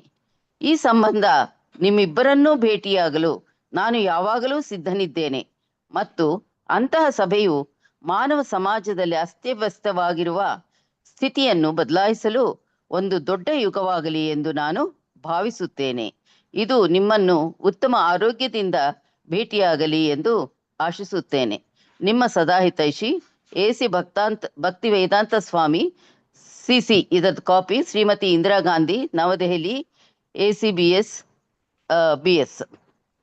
ಅಷ್ಟೇ ಅಲ್ವಾ ಪ್ರಭುಜಿ? ಲೆಟರ್ ಟು ಇಂದಿರಾ ಗಾಂಧಿ ಬೇರೆನಾ ಮತ್ತೆ ಇದು?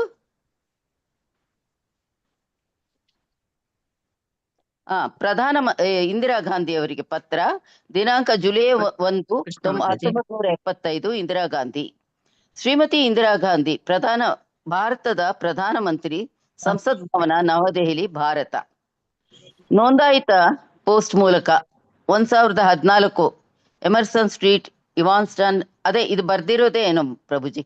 ಶ್ರೀಮತಿ ಇಂದಿರಾ ಗಾಂಧಿ, ದಯವಿಟ್ಟು ಶ್ರೀ ಜಯಪ್ರಕಾಶ್ ನಾರಾಯಣ್ ಜಿ ಅವರಿಗೆ ಬರೆದ ನನ್ನ ಪತ್ರದ ಒಂದು ಪ್ರತಿಯನ್ನು ಲಗತ್ತಿಸಿ, ನೀವಿಬ್ಬರೂ ಒಟ್ಟಿಗೆ ಕುಳಿತು ಭಗವದ್ಗೀತೆಯಲ್ಲಿ ನೀಡಲಾಗದ ಸೂಚನೆಗಳ ಆಧಾರದ ಮೇಲೆ ಕೆಲಸ ಮಾಡಲು ಒಟ್ಟಾಗಿ ಸೇರಲು ಒಪ್ಪಿಕೊಳ್ಳಬೇಕೆಂದು ನಾನು ಬಯಸುತ್ತೇನೆ.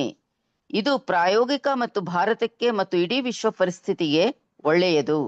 ಇಡೀ ಜಗತ್ತು ಭಾರತೀಯ ಸಂಸ್ಕೃತಿಯಿಂದ ಏನನ್ನಾದರೂ ಸ್ವೀಕರಿಸಲು ನಿರೀಕ್ಷಿಸುತ್ತಿದೆ. ಈ ಆಂದೋಲನವನ್ನು ಏಕೆ ಮುಂದಿಟ್ಟುಕೊಂಡು ಭಾರತ ಸಂಪೂರ್ಣ ಸಮಸ್ಯೆಗಳನ್ನು ಪರಿಹರಿಸಬಾರದು? ನೀವು ಈ ಸಲಹೆಯನ್ನು ಗಂಭೀರವಾಗಿ ಪರಿಗಣಿಸಿ ವಿಳಂಬ ಮಾಡದೆ ಅಗತ್ಯವಿರುವುದನ್ನು ಮಾಡುತ್ತೀರಿ ಎಂದು ನಾನು ಭಾವಿಸುತ್ತೇನೆ. ನಿರೀಕ್ಷೆಯಿಂದ ಧನ್ಯವಾದಗಳು. ನಾನು ನಿಮ್ಮೊಂದಿಗೆ ಇರಲು ಬೇಡಿಕೊಳ್ಳುತ್ತೇನೆ. ನಿಮ್ಮ ಸದಾಹಿತೈಷಿ ಎ.ಸಿ. ಭಕ್ತಿ ವೇದಾಂತ ಸ್ವಾಮಿ, ACBS BS. ಹರೇ ಕೃಷ್ಣ ಪ್ರಭುಜಿ. ಹರೇ ಕೃಷ್ಣ ಪ್ರಭು. ಇದು ಹರೇ ಕೃಷ್ಣ ಪ್ರಭು. ಹರೇ ಕೃಷ್ಣ ಪ್ರಭು, ಓದ್ಲಾ?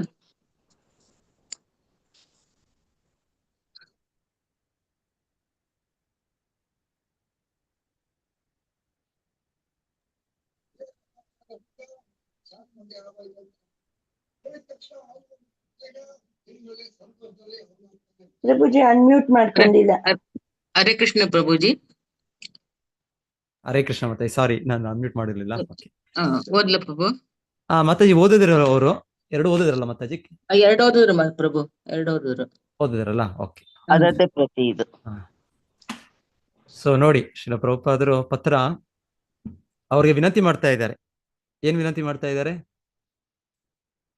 JP ಅವ್ರಿಗೆ, ನಿಮ್ಮ ಸತ್ಯಾಗ್ರಹ ಏನು ಫಾಸ್ಟಿಂಗ್, ಉಪವಾಸ, ಅದನ್ನು ನಿಲ್ಲಿಸಿ ಅಂತ ಹೇಳಿ. ನಿಲ್ಲಿಸಬೇಕು. ಯಾಕಂದ್ರೆ ಇವಾಗ ಇದು ರಾಜಕಾರಣಿಗಳು ಇದು ಅಂದ್ರೆ ಏನಾದ್ರು ತುಂಬಾ ಇದಾಗ್ಬಿಟ್ರೆ ಅವ್ರದ್ದು, ಯಾಕಂದ್ರೆ ಅದನ್ನ ತೋರ್ಸ್ಕೊಟ್ಟಿದ್ದಾರೆ, ದೊಡ್ಡ ಇವರು ತೋರ್ಸ್ಕೊಟ್ಟಿದ್ದಾರೆ ಅವರು. ಹಾಗೆ ಎಲ್ಲರೂ ಕೂಡ ಅದನ್ನೇ ಫಾಲೋ ಮಾಡ್ತಾರೆ. ಆಕ್ಚುಲಿ ಇದು ವಿಧಾನ ಅಲ್ಲ. ಇದು ನಮ್ಮ ಮನೇಲಿ ನನಗೂ ನೆನಪಿದೆ, ನಾವು ಈಗ ಚಿಕ್ಕ ಮಕ್ಕಳಾಗಿ ಈಗ ಮಾಡ್ತಾ ಇದ್ವಿ. ಏನಾದ್ರು ತಂದೆ ತಾಯಿ ಏನಾದ್ರು ಕೊಡ್ಲಿಲ್ಲ, ಏನಾದ್ರು ವಸ್ತು ಮಾಡಿದ್ರೆ ನಾವು ಉಪವಾಸ ಮಾಡೋದು. ನಾವು ಮಾಡೋದಿಲ್ಲ, ತಿನ್ನೋ ವಿಧಾನ ಅಂತ ಒಂದು. ಸೊ ಅದೇ ತರ ಈ ಚಿಕ್ಕ ಮಕ್ಕಳ ಇದಾಗಿ ನಾವು ಆತರ ಒಂದು ತುಂಟತನ, ಆ ಸ್ವಭಾವ ಏನಿದೆ, ಇದೇ ಸ್ವಭಾವ ಈ ರಾಜಕೀಯದಲ್ಲಿ ನಾನು ಏನು ತಗೊಳ್ಳೋದಿಲ್ಲ. ಇದೇನಿದೆ? ಸೊ ಹೇಳ್ತಾರೆ ಭಗವದ್ಗೀತೆಯಲ್ಲಿ ಈ ರೀತಿಯಲ್ಲಿ ಉಪವಾಸಗಳನ್ನ ರೆಕಮೆಂಡ್ ಮಾಡಿಲ್ಲ. ಉಪವಾಸ ಮಾಡ್ಬೇಕು ನಾವು, ಏಕಾದಶಿ ಉಪವಾಸ ಮಾಡ್ಬೇಕು ನಾವು, ಅವತ್ತು ಮಾಡಿಬೇಕಾದ್ರೆ ನಿರ್ಜಲ ಮಾಡಿ, ಒಳ್ಳೇದು. ಸೊ ಭಗವಂತನ ಅನಂತ ಕೃಪೆ ಸಿಗುತ್ತೆ. ಇಲ್ಲಾಂದ್ರೆ ಭಗವಂತನ ಅವತಾರಗಳು, ಆ ದಿನಗಳು, ಆಚಾರ್ಯರ ಜನ್ಮದಿನಗಳು, ತಿರೋಭಾವ ದಿನಗಳು, ಉಪವಾಸ ಮಾಡಿ, ಯಾರು ಬೇಡ ಅಂತಾರೆ. ಸೊ ಆವಾಗ ಉಪವಾಸ ಮಾಡ್ಬೇಕು ನಾವು. ಆಗ ಉಪವಾಸ ಮಾಡಿ ಬೇಕಾದ್ರೆ ಈ ತರ ಬಯಕೆ ಇದ್ರು ಕೂಡ ಪೂರೈಕೆ ಆಗ್ಬೋದೇನೋ. ಅದನ್ನ ಬಿಟ್ಬಿಟ್ಟು ನಾವು ಅವ್ರನ್ನ ಫೋರ್ಸ್ ಮಾಡೋದು, ಇನ್ನೊಂದು ಮಾಡೋದು ಇನ್ನೊಬ್ಬರಿಗೆ, ಸೊ ಅದು ಸರಿಯಲ್ಲ. ಇನ್ನ ಅನಾರೋಗ್ಯ ಆಗುತ್ತೆ. ಆಕ್ಚುಲಿ ಇರ್ಬೋದೇನೋ, ಅವರು ಕೂಡ ಮೋಸ್ಟ್ಲಿ JP ಅವರ ಆ ಸಮಯದಲ್ಲಿ ಅವರು ಕೂಡ ಅನಾರೋಗ್ಯ ಆಗಿ ಅವರು ದೇಹತ್ಯಾಗನೆ ಮಾಡ್ತಾರೆ ಅನ್ಸುತ್ತೆ ಕೆಲವು ವರ್ಷಗಳಲ್ಲಿ. ಸೊ ಪ್ರಭುಪಾದರು ವಿನಂತಿ ಮಾಡ್ತಾರೆ, ಮಾಡಬೇಡಿ ಈ ರೀತಿ ನೀವು ಉಪವಾಸ ಎಲ್ಲ ಮಾಡಬೇಡಿ. ಮಾಡಿ ಅಂದ್ರೆ ಪ್ರತಿಭಟನೆ ಮಾಡೋದು ಅವ್ರು ಹೇಳ್ತಾರೆ. ಹಿತೈಷಿಗಳೇ ಎಲ್ಲರೂ ಭಾರತೀಯರೇ ಭಾರತ ದೇಶದ ಮೇಲೆ ಇದೆ. ಆದ್ರೆ ನಿಮ್ಮದೇ ಒಂದು ದೃಷ್ಟಿಕೋನದಲ್ಲಿ ಇರ್ಬೋದು. ಬಹಳ ಸಮಯ ಏನಂದ್ರೆ ವ್ಯತ್ಯಾಸ. ನಾನು ಅನ್ಕೊಳ್ತೀನಿ ಇದು ಸರಿ ಅನ್ಕೊಳ್ತೀನಿ, ಇನ್ನೊಬ್ಬರು ಅನ್ಕೊಳ್ತಾರೆ ಆ ರೀತಿ ಮಾಡೋದು ಸರಿ ಅನ್ಕೊಳ್ತಾರೆ. ಸೊ ಪ್ರತಿ ಜೀವಿಗೆ ಒಂದೊಂದು ರೀತಿಯ ದೃಷ್ಟಿ ಇರುತ್ತೆ. ಸೊ ಹಾಗೆ ಪ್ರಭುಪಾದರು ಹೇಳ್ತಾರೆ, ಇರ್ಲಿ ನೀವು ಸ್ವಲ್ಪ ಸರಿಯಾಗಿ ನೀವು ಶಾಸ್ತ್ರದ ನಿರ್ದೇಶನದಿಂದ ನೀವು ಪಾಲನೆ ಮಾಡಿ ನೀವು ಅಂತ ಪ್ರಭುಪಾದರು ಹೇಳ್ತಾರೆ. ನಾನು ಅದನ್ನ ತಿಳಿಸ್ಕೊಡ್ತೀನಿ. ನಾನು ಪ್ರಭುಪಾದರು ಅಥಾರಿಟಿ ಆಚಾರ್ಯರು ಇದ್ದಾರೆ. ಸೊ ಅವ್ರು ಹೇಳ್ತಾರೆ, ಮನವಿ ಮಾಡ್ತಾ ಇದ್ದಾರೆ, ನಾನು ನಿಮ್ಗೆ ಎನಿ ಟೈಮ್ ನಾನು ಸಿದ್ಧನಾಗಿದ್ದೇನೆ ಅಂತ ಹೇಳ್ತಾರೆ.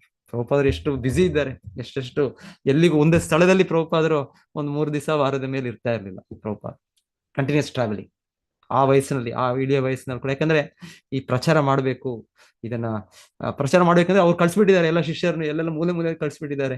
ಆ ಶಿಷ್ಯರಿಗೆ ಅವ್ರಿಗೆ ಪ್ರೋತ್ಸಾಹ ಎಲ್ಲಿ, ಶಕ್ತಿ ಎಲ್ಲಿ ಅವ್ರಿಗೆ ಇವಾಗ? ಸೊ ಆ ಶಕ್ತಿಗೆ ಪ್ರಭುಪಾದರು ಸ್ವಯಂ ರೋಗಿಯವರು ಅವರಲ್ಲಿ ಅವ್ರ ಜೊತೆಗೆ ನಿಂತು ಅವರು ಅವರ ಉದಾಹರಣೆಯಿಂದ ಅವ್ರಿಗೆ ಪ್ರೋತ್ಸಾಹ, ಅವ್ರಿಗೆ ಒಂದು ಶಕ್ತಿ ಅವ್ರಿಗೆ ಶಿಷ್ಯರಿಗೆ. ಸೊ ಹಾಗೆ ಪ್ರಭುಪಾದರು ಕಂಟಿನ್ಯೂಸ್ ಹೋಗ್ತಾರೆ. ಈಗಲೂ ಕೂಡ ಪತ್ರ ಬರೀತಾರೋದೆಲ್ಲೋ ಅಮೆರಿಕಲ್ಲೋ ಇದ್ದಾರೆ, ಇಲಿನಾಯ್ಸ್ ಅಲ್ಲೆಲ್ಲ ಇದ್ದಾರೆ, ಯಾವುದೋ ನಗರದಲ್ಲಿ. ಆದ್ರೆ ಹೇಳ್ತಾರೆ, ನಾನು ಸಿದ್ಧನಿದ್ದೇನೆ. ಯಾಕಂದ್ರೆ ಈ ರೀತಿ ಇದು ದೇಶಕ್ಕೆ, ಇದು ಭಾರತ ದೇಶಕ್ಕೆ ಒಂದು ಇದು. ಸೊ ನೀವು ಹೇಗಿದ್ರು ಅಷ್ಟು ದೊಡ್ಡ ನಾಯಕರು. ನಾಯಕರು ಪಾಲನೆ ಮಾಡಿದ್ರೆ ಎಲ್ಲರೂ ಕೂಡ ಪಾಲನೆ ಮಾಡ್ತಾರೆ. ಯಥಾ ರಾಜ ತಥಾ ಪ್ರಜಾ, ಯದ್ಯದಾಚರತಿ ಶ್ರೇಷ್ಠ ಸತ್ತ ದೇವೇತರೋ ಜನ ಸಯತ್ ಪ್ರಮಾಣಂ ಪುರುತೆ ಲೋಕಸದನು ವರ್ತತೆ. ಸೊ ಹಾಗೆ ನೀವು ದಯವಿಟ್ಟು ನೀವು ಪಾಲನೆ ಮಾಡಿ, ನೀವು ಫಾಲೋ ಮಾಡಿ. ಪ್ರಭುಪಾದ ರಿಕ್ವೆಸ್ಟ್, ಪ್ರಭುಪಾದ ಇಬ್ಬರು ಕೂಡ ರಿಕ್ವೆಸ್ಟ್ ಮಾಡ್ತಾ ಇದ್ದಾರೆ. ಅವ್ರ ಇಬ್ರು ಕೂಡ ಉತ್ತರ ಕೊಟ್ಟು ನಾವು ಕೇಳೋದಿಲ್ಲ ನಾವು. ಓಕೆ, ಹರೇ ಕೃಷ್ಣ. ಸೊ ಪ್ರಭುಪಾದ ಇವ್ರಿಗೂ ಅಮೆರಿಕನ್ ಪ್ರಧಾನಿಗೂ ಒಂದು ಪತ್ರ ಇದೆ, ಅದನ್ನ ನೋಡೋಣ ನಾಳೆ.